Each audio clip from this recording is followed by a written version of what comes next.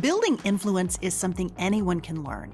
It's an investment you can make in yourself, and it can hold the keys to achieving your dreams and having the life and impact you want to have. I'm Laura Cox Kaplan.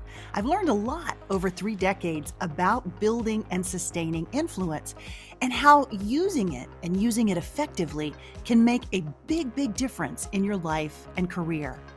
Here on She Said podcast, we're digging into the different dimensions that help us build and sustain influence. If you thought being an influencer was just for social media, think again.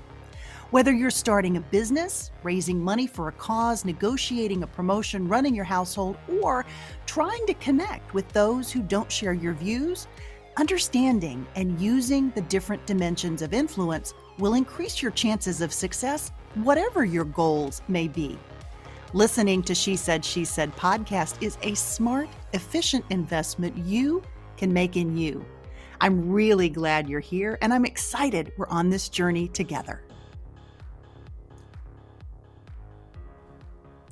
Hey friend, welcome to She Said podcast. This is episode 227. Do you have a digital brand strategy for yourself? Do you need one? Well, this week's guest has a lot to say on the matter. She is Madeline Fetterly, and she's the founder and CEO of a digital brand strategy firm based in Washington, D.C. called Be the Brand Collective. Madeline's business was inspired by a gap that she found and lots of missed opportunities that she saw. Specifically, how so many incredibly accomplished women, largely in the DC area, were not leveraging the power of social media to promote their personal brands.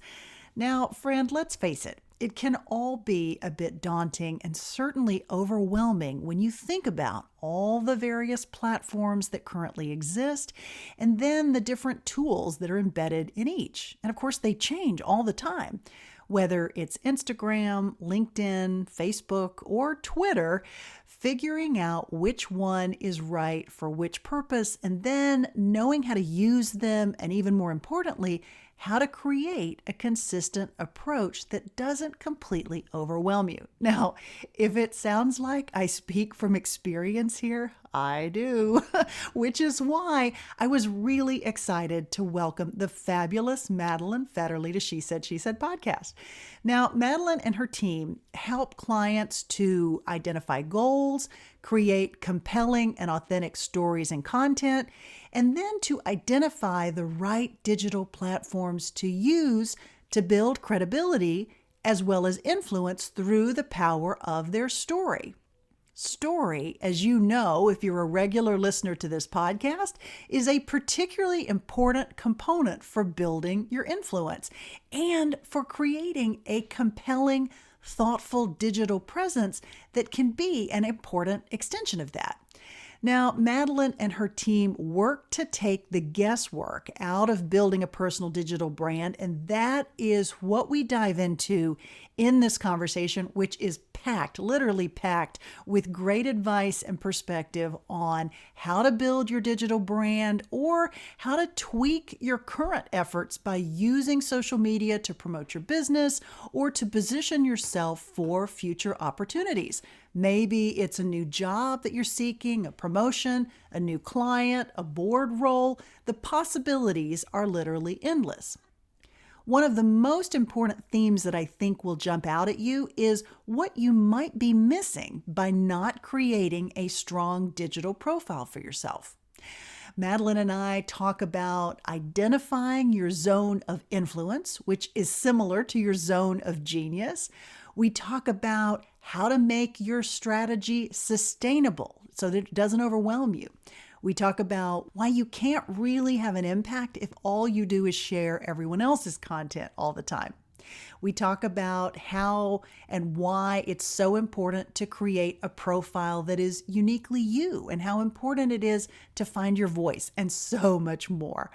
Okay, friend, because there is so much great information that's packed into today's episode, again, it's episode 227, you'll want to check out the show notes for this episode as well as the transcript. And you will find both of those things as well as Madeline's website where you can reach her.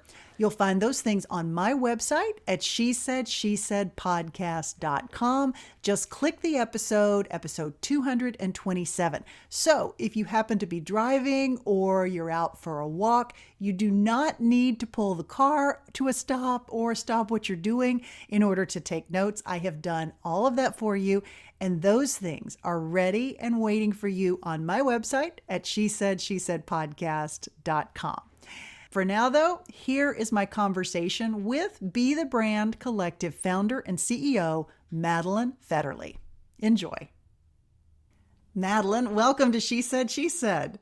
Hi, Laura. So great to be with you. Thank you for having me. Well, I'm so happy to have you, and I am so happy to kick off this season with a focus on how we can do a better job of developing our digital brands.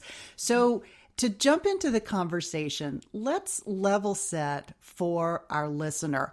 What do we mean when we talk about developing a digital brand? And is this something that everybody needs? It's a great question. I love just bringing intention right to the beginning of the conversation. So the first thing that we want to think about when we think about a digital brand is, what is your intention behind it? So when you're asking yourself the question, does everybody need a digital brand? The question for me would be, how would you want to take advantage and how would you want to leverage an enhanced digital presence? So one of the ways I like to think about it is, we all have invested many years, many hours, many late nights in building a robust in-person reputation. We have an in-person brand that we bring to the table when we walk into the room that has helped us get to the next step, that has helped us level up. And so in the same vein, when we're thinking about all that effort that we have spent investing in that in-person reputation, that impression, that brand, it's important and critical for us to continue to level up, to translate that in-person reputation into that digital online format. So I think when we're thinking about, do you need a digital brand? The question is, are you still leveling up? Are there still things you want to do? Are there more audiences you want to reach? Is there more influence you want to garner? The answer to all those things is yes, then absolutely, it's very important and critical to really invest in that digital footprint. Yeah. And it also, I mean, I am a big proponent, as folks who follow me on social media or who follow this podcast already know, but it can be really important whether you're selling widgets, whether you're positioning yourself as a thought leader, whether you're building a business, whether you're trying to attract clients as a consultant, it really can have applicability across the board. So when you sit down to help a client, where do you start with beginning to think about how you develop a strategy around developing a digital brand? The first question, which I think applies to so many parts of our lives and so many parts of really being a high achieving, high performing woman, like the listeners to this podcast, is, what are your goals, right? So this is always the first question. So if we're wanting to build lifestyle credibility or influence, then that directs us down a certain path. If we're wanting to really build professional credibility, then that directs us down a different path. So the way that we always start is, what are we hoping to get out of an enhanced digital brand?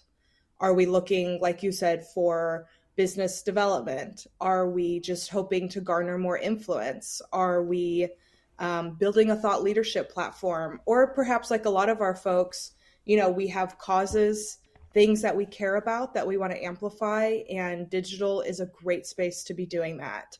And of course, all of these things can coexist. It's never just one thing.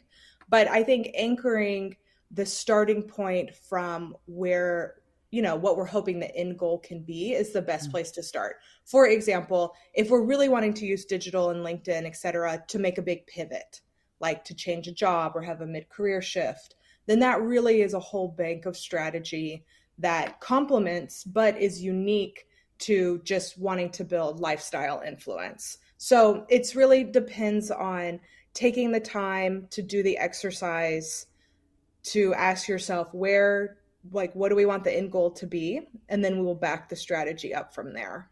Yeah. Let's talk a little bit about the different platforms, because I know for folks who are just beginning to think about it, or maybe they've been engaging to some degree in a digital strategy. Maybe she's using LinkedIn, or she has a LinkedIn profile that she set up when she was trying to get a job. So she still has sort of that platform, but then she's thinking, okay, what about Twitter? What about Instagram? What about Facebook?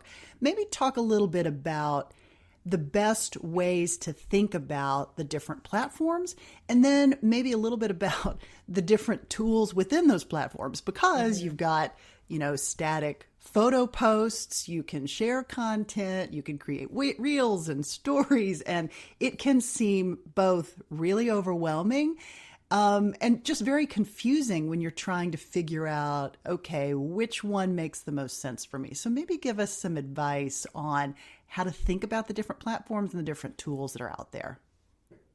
So I would say that for the majority of folks that we work with, and like you will know through all the readers or all the listeners on the podcast, is folks are really trying to garner influence. And so we're not necessarily focused on being an influencer, but we do know that everything we do, everything we put out there can be a plus or a minus in terms of the influence that we have. Mm-hmm. And so that really is kind of the first question that we'll be asking ourselves. Who are we trying to influence? And what is the right platform to promote and to broaden our realm of influence? So if we're really focusing on the professional, and what I mean by that is amplifying your business, amplifying your team, amplifying your industry or your subject matter expertise, we really like to focus on LinkedIn. That has really become the professional thought leadership sandbox. That's where everybody's playing, everybody's building their presence and their influence on LinkedIn. Twitter, of course, is also a great place to kind of marry a LinkedIn strategy. So anything you put on LinkedIn, you can also repurpose for Twitter. When it comes to the more social and visual elements of social media like Instagram, Facebook, TikTok, Snapchat, etc., we find that those are really beneficial when you're wanting to build lifestyle influence. So say you want to be more of like an aspirational person around town, or you are wanting to promote more soft skills like a love for art and fashion, or a love for cooking or travel or something like that. Those are really welcome, and Instagram is a very supportive environment for that kind of content. Whereas on LinkedIn and Twitter, we really like to stay more in kind of the professional realm. So I would say, again, asking yourself, what is the type of influence? Kind of what is your zone of genius almost? What is your zone of influence? Mm-hmm. And then identifying which platform matches that zone. That would be the first step. The second thing that we always want to focus in on is making our strategy and our approach sustainable. So to your point, social media is extremely overwhelming. Every single person we work with also, is running 100 miles an hour working on their professional life. So running their businesses, overseeing their teams, running their households, being a community member. It's a lot. And so social media and building that digital brand is really something that falls off the to-do list, or we're trying to do it late at night when we're exhausted and we can't bring that creative energy that it deserves. And so when we think about maintaining a strategy, the most important thing in my mind is to make sure that whatever we put in place is actionable, is implementable, and is maintainable, so we can maintain it moving forward. So if it's too much of a heavy lift to be on multiple platforms, then we don't recommend being on multiple platforms. Focus on one and build a robust presence there. Madeline, do you have advice to your point about maintaining your consistency and sustainability as it relates to when you decide which platforms make the most sense for you?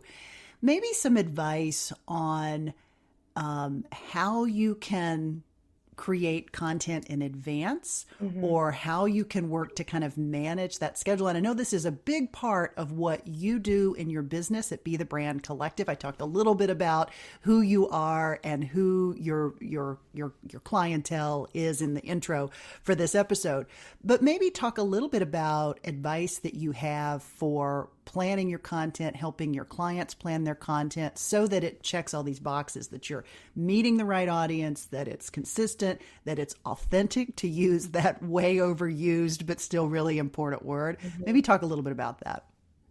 So I would say weave your social media strategy into whatever other quarterly or biannual or annual planning that you do.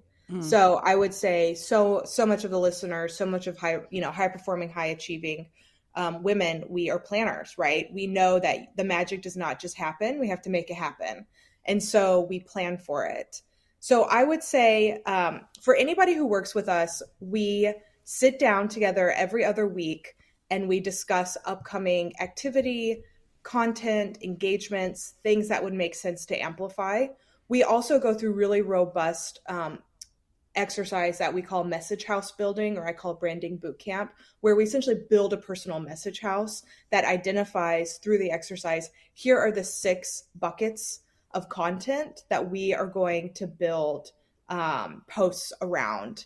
So, and these 6 buckets or 7 buckets or 5 buckets really kind of are your areas of expertise, your areas of credibility. And it can include, to your point about being authentic, it can include all the wonderful multidimensional things about who you are. So it doesn't just have to be, I'm a tax expert, I'm a policy veteran, and I'm a CEO. It doesn't have to just include those things. It could also include the fact that I'm a working mother. I, care about women's empowerment. And so it's really thinking about all of those multidimensional things that make you who you are and that you can speak credibly into those conversations, building content around those. We do that on a bi-weekly basis. I would say for somebody doing this exercise on their own, again, think about how can you incorporate into your regular planning. So look at your calendar, say from now until the end of Q1 to the end of March. What are the things that I'm going to be doing? What are the panels that I'm speaking on? What are the conferences that I'm attending? What are the global activation days happening? So, International Women's Month, Black History Month, and how do those things ladder up into the digital brand, the digital presence you're trying to create? And write those things out, and then revisit it on that week over week basis. Whenever you do your weekly kind of maintenance or your inbox clean out or your calendar setting, make sure that you have 5-10 minutes carved out to identify and make sure you're staying on track with that social media roadmap you've mapped out. Yeah. How do you keep from just getting overwhelmed? Because to your point, you're working with some really high profile thought leaders, largely in the Washington, D.C. area. These are women of tremendous influence. Several have been on this podcast. I think most of them are friends of mine in one capacity or another. You have an amazing client portfolio. But to your point, most of them are working moms. They're contributing their communities. They've got big jobs. They're doing a lot of stuff. And so how do you manage the workload of adding what can be an incredibly time-consuming exercise of managing your digital presence? I mean, even if you have a firm that's helping you, talk about maybe the role that you personally need to play versus maybe the role that a third party or, a firm like yours would play. Does that make sense? Totally.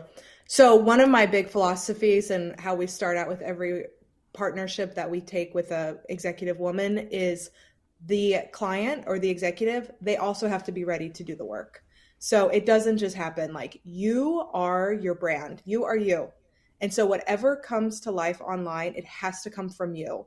And any third party company firm can 100% come alongside you, help you, execute for you, hold that space, brainstorm. I mean, there's so much value add to that third party, but at the end of the day, you are you.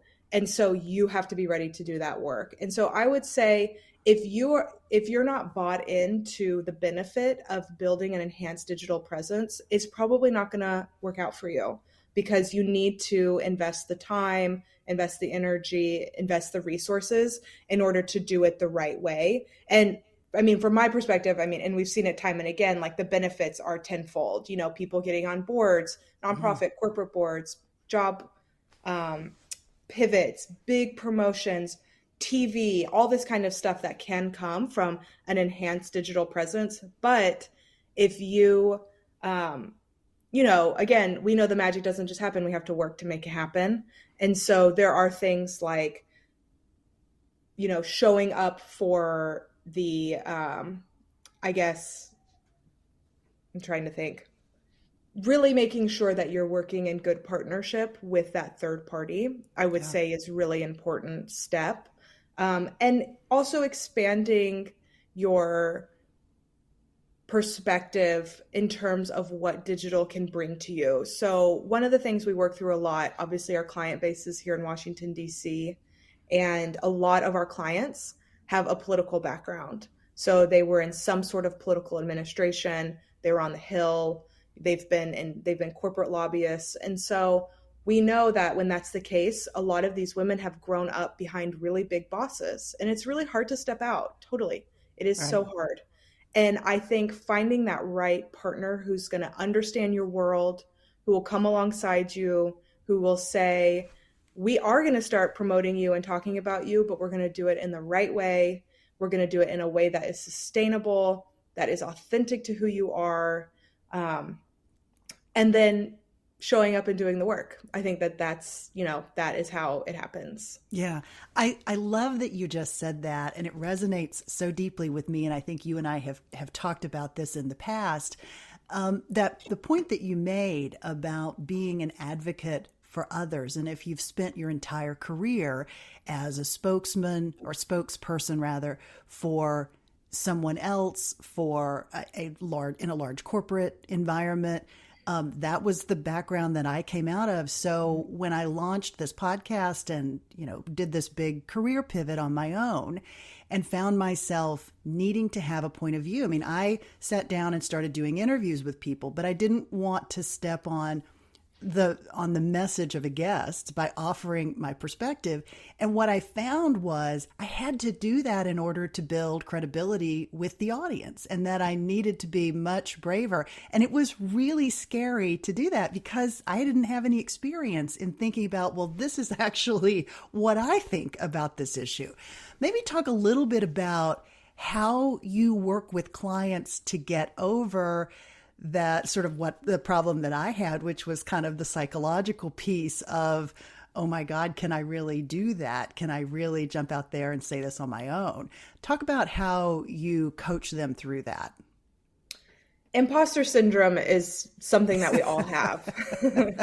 It's just part of life. I think people will say it's part of being a woman. I think it's just part of life. I think everybody has it. I think particularly for people who are just high performing, high achieving women, we know you put your head down and you do the work. And I think that stepping out, having that point of view is really, really, really hard. The way that we think through it is, one, we hold the space for that to exist and to work through it with a client. So what I find is that pretty much everybody that we're working with has a point of view. They have it inside of them. And maybe they just need the space and the time and the capacity and that thought partnership to have it come out. or maybe it's something where they start talking and it's like, oh, that doesn't sound great and that's not perfect. Well, that's fine. We can edit it. That's the great thing about the work that we do is that, it's better to just get something out there and to get the wheels turning. And then through the process, we can refine the messages, we can edit it, we can curate it in the way that we want it to be. We think a lot about this idea of being authentic, and you've brought this up earlier, but being authentic is almost like a false message we've been sold, particularly as it relates professionally in my mind. If I was to be my most authentic self online, I would be on the couch with Cheeto stains and my 2-year-old and my baby. Like that's not the message or the image I want to get out there. Right. Well, But a little of that probably goes a long way.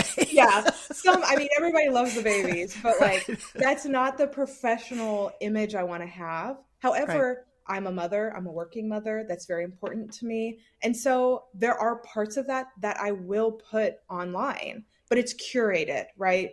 So it's about really curating and holding that space to work through the imposter syndrome, to think about you do have a unique point of view. How do we bring that out? And just knowing that it's a safe environment. We don't have to just talk and then post it online. We can refine the messages. The last thing I'll say is we really believe in the philosophy that nobody will start talking about you unless you start talking about you. And so we really have that be an anchor to the way that we position our work. And then we caveat that with saying we are not building bragging empires. We're not getting online to brag about ourselves. We are getting online to talk about the work that we do, the things that we care about, the teams that we support. And through talking about those things, we also talk about ourselves. And so I think it's really important when we go into the work to know that we need to create that echo chamber of influence and that echo chamber of credibility. And to do so, you have to talk about you. So that's just kind of part of what we do when we start working together. I love that. I absolutely love that.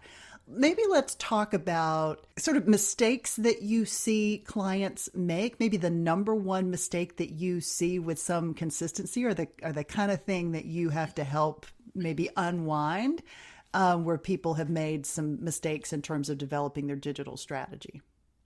I would say over posting is the number one. Yeah.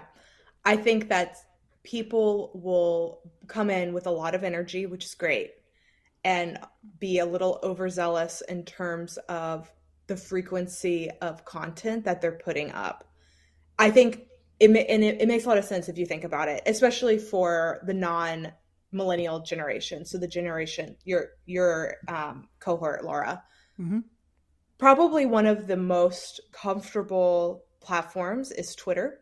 And so if you grow up first using Twitter, and Twitter kind of came before LinkedIn, right? LinkedIn was something that we all got to ignore for like 10 years, basically. It's really only been in the last 3 to 4 years that it's like, oh no, we have to be on LinkedIn now. And like, what is a LinkedIn presence? What is a LinkedIn strategy? But Twitter has been around forever. So if you think about Twitter, it's kind of like a free-for-all on Twitter. You can post 100 times a day and it's fine. It might be a little annoying, but it's okay. Twitter is very much that newsworthy, it's buzzy, it's Twitter.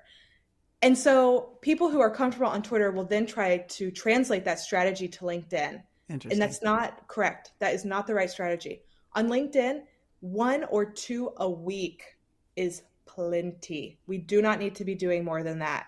And what I see happening a lot is people using that Twitter, flexing those Twitter muscles over on LinkedIn. And it's just really not the place. And it can come across as being very spammy. It can come across as being overzealous, oversharey. And so LinkedIn is really the place for more curated, more thoughtful, more slower type of content. And so I would say that's the number one mistake I see is overposting. And then the other thing I would see a lot in the same vein is sharing without adding your own unique point of view. So say you work for a company or something exciting is happening and you will just take, Bumble, let's use Bumble as an example. Say you work for Bumble. Bumble shares a exciting annual report or something like that and say I work for Bumble and I'm excited about it. So I just reshare it on LinkedIn. That's fine. But people already know I work for Bumble. It's on my LinkedIn profile. People can go to Bumble's LinkedIn to check out that annual report. It's probably also in the news. So it's not really adding any value to my audience and it's not garnering any influence because I'm not saying anything about it. I'm just resharing it.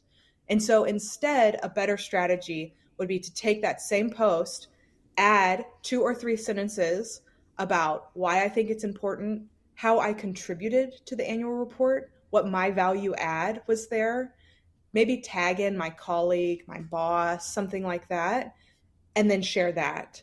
And that is going to be so much of a more impactful post than just resharing content that somebody else has created.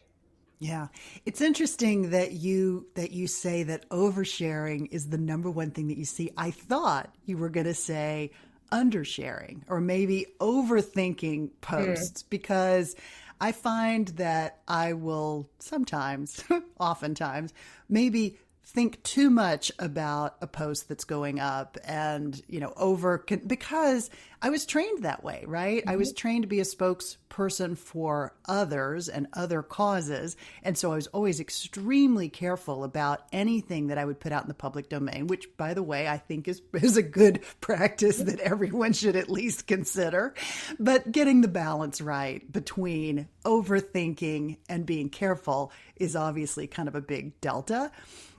So I'm surprised that you don't have more clients who are more reluctant to share versus those who are sort of aggressively sharing everything that crosses their desk. Yeah, I would say that by the point that somebody's working with us, they're usually bought in to the idea that we're going to be doing this work. And that's so great. And I love it. And sometimes people are too bought in. And we just have to rein it back a little bit, or not even rein it back, just think more strategically about it, and think, how can I make sure that everything we're doing here is laddering up to those goals that we set out to achieve? Yeah. I love what you said about, it's great to share other folks' content, but making sure that you have a point of view or some reason and rationale that you explain to people when you're sharing that content. Maybe talk a little bit about the balance between sharing others' content, including sharing it with your point of view, versus producing and creating unique and original content. Maybe talk about the balance there. There's a great report that just came out that talks just about this, almost from a corporate lens. And it says that content that is shared by employees or by workers is 84% more successful than content that is shared by the actual company itself. And so we know that anything that comes from an individual is going to be more successful in terms of engagement, in terms of influence, in terms of reach. And so when we're thinking about that mix of sharing other people's content, adding your unique point of view, and then curating or creating your own content, we generally follow a 75-25 split. That's kind of our rule of thumb. We really want to focus the majority of the time on curating or creating your own content. And what I mean by curating is just thinking about what are you doing? What are your activities? What panels are you attending? What conferences are you participating in? And taking that and writing a point of view about that post. So we're really just thinking about you're out there, you're doing the work. How can we curate this content and post it online? Creating content is something very different. That is like creating original content, thought pieces, series, podcasts, like what you're doing here, we're creating content here. Right. But then I also do think that there, especially if you work for a big business or a corporation, there will naturally be a lot of great content that they are creating or messages that they want you to amplify. So investing in employees and team members as spokespeople for the business is a very smart digital strategy that more and more corporations should be doing and should be investing in. But what's important when we think about that and sharing other content is, again, say I work for Bumble. If I work for Bumble, Bumble should really be investing in me as an individual to take their content and to put it out there on the platform, not to just copy paste or just to share, but to train me and to teach me and to coach me on how to take Bumble content, add my own unique point of view, and then amplify it for my audiences. And so I would say if you work in a big corporation or perhaps some place that has an internal social media message board that you can pull from, which a lot of places do, that's awesome. I would take that, but then I would still add a little bit of your unique perspective or tagging in colleagues or something like that, in addition to what your company is providing. It's just always going to be much more successful that way. And I would also encourage businesses and corporations to invest in their people as their spokespeople, but to do it in that authentic way, not just to create internal message houses that they can copy paste from. I love that. That's such great advice. Let's talk a little bit about one of my favorite topics, which is the power of story. And story is such an important component as it relates to building influence. It's important that we have a clear understanding of the story that we're telling ourselves and also the story that we're sharing with the world. And of course, that extends when you create a digital strategy for yourself, it extends there as well. But maybe talk about some advice that you have for mastering something that frankly does not always come easily to everyone. How do you tell a good story and how do you incorporate those stories into building your digital strategy?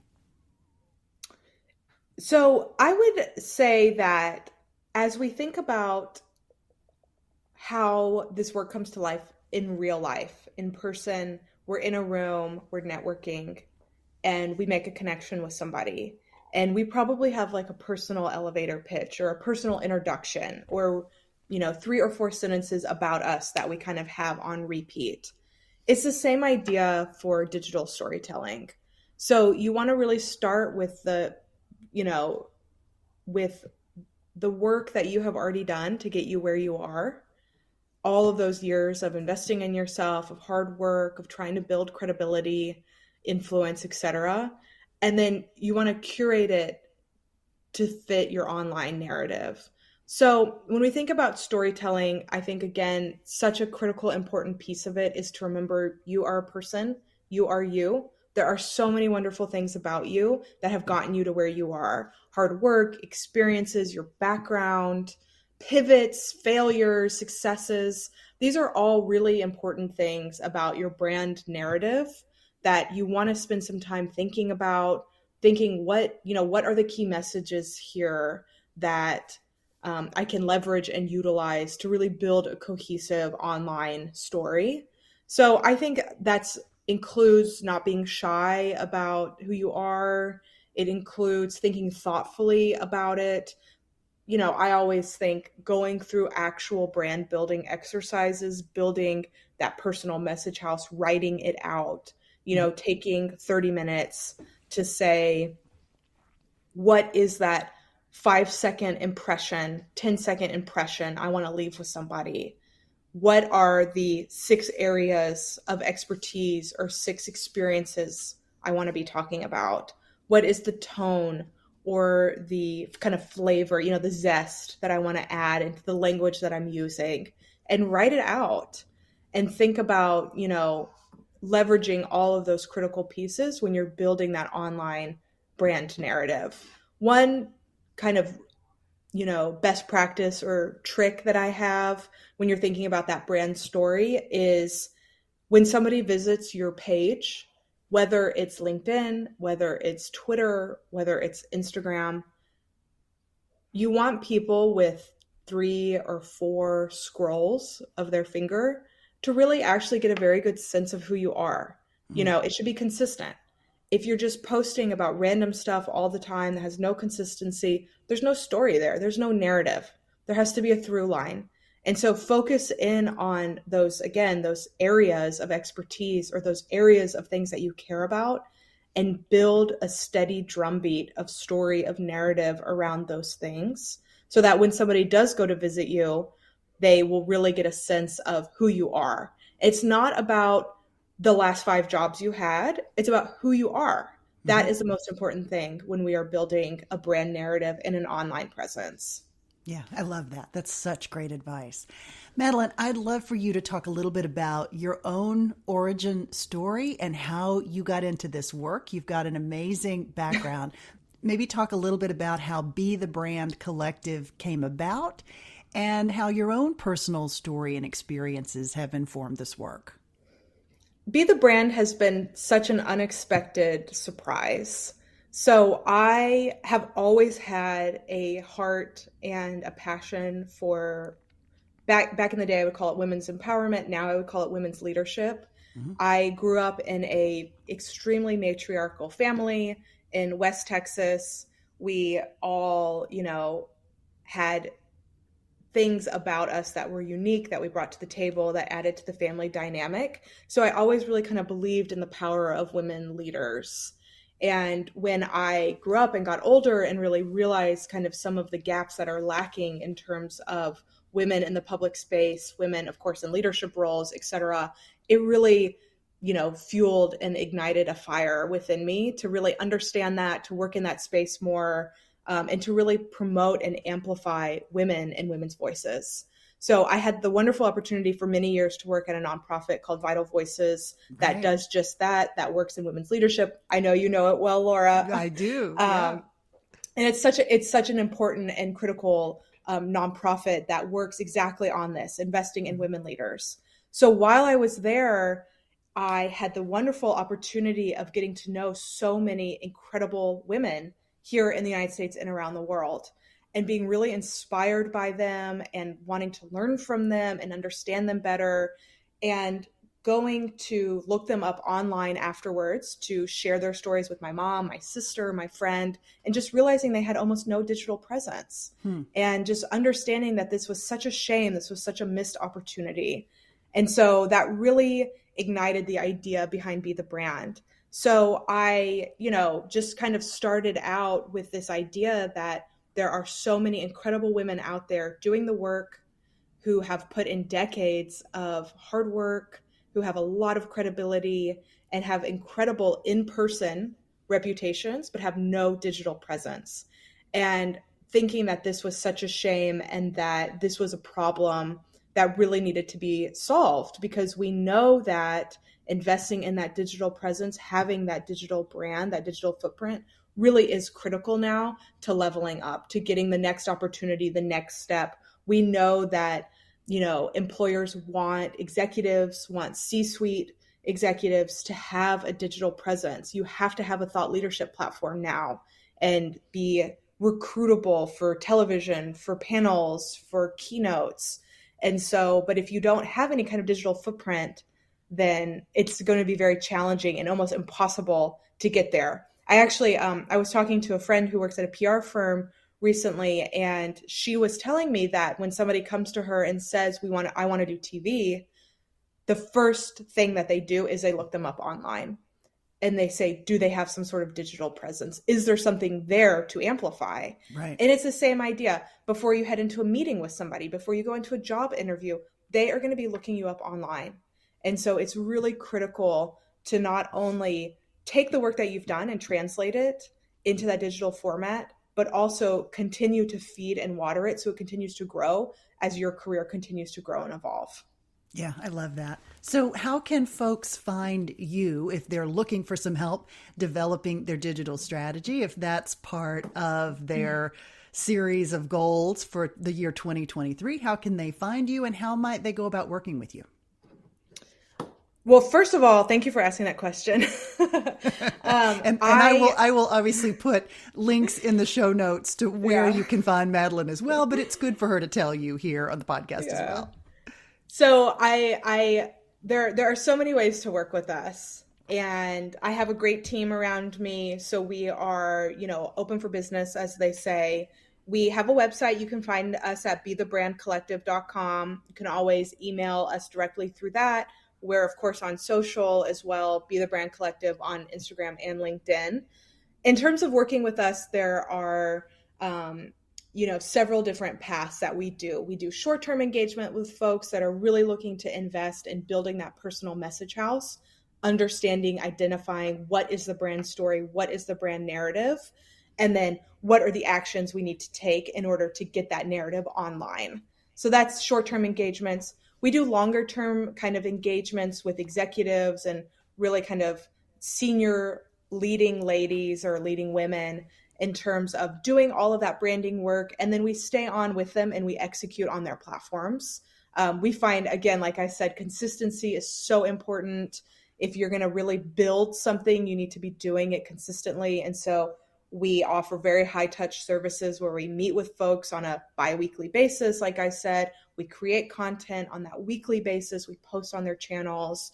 It's very fun. It's very successful. The work that we do, it's energizing. And it's a great investment in you and who you are and in yourself.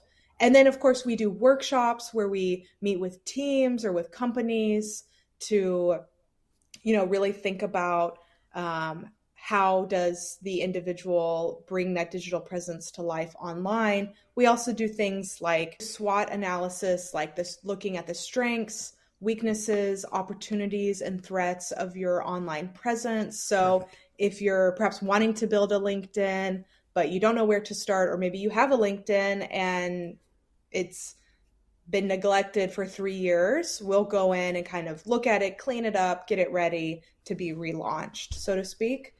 And then the thing that we're most excited about is we're branching out and we're building partnerships with corporations. So like I said, investing in your employees to be the spokespeople for your business, for the work that you're doing, for your impact is such a smart strategy. Moving forward into 2023, 2024, we know that people want to see authentic professionals, but then your folks, your employees, your teams, they also want to be invested in. So it's a wonderful professional development opportunity to invest in your teams, to build their brand, but then also it pays back, dividends to you because you're getting their messages out there. And it's really helping to amplify the work that you're doing as a business. And so we have recently launched a program that we call the Thought Leadership Accelerator, which essentially organizes teams into different cohorts and moves them through a thought leadership accelerator over a 6-month time period. Mm-hmm. And so we're very excited about that. That's, something that I would encourage anybody that has a business or works for a large business to be thinking about. How are you investing in your people and their digital presence? Yeah, I love that. I absolutely love that. Madeline, what a pleasure to talk to you. This Thank has you, been Laura. Great. I know that folks listening have gotten a lot out of this, and hopefully this will help anybody who's listening who has developing a digital strategy on her goal list for 2023. Hopefully this will really help to supercharge that. I'm really grateful that you spent some time with me today. Yes, thank you, Laura. So great to be with you. I appreciate it. Take care. Friend, I hope you enjoyed this week's episode as much as I did. There was so much great actionable advice, and I hope that you're able to take advantage of it. Or maybe reach out to Madeline and her team and see if they can help. One of the things that I especially loved about this episode is how it highlights another powerful dimension of story and its importance for building credibility and influence. I also loved what Madeline said about her philosophy that no one will start talking about you unless you start talking about you. That you really have to be the anchor and set the stage for your own story. Isn't that great?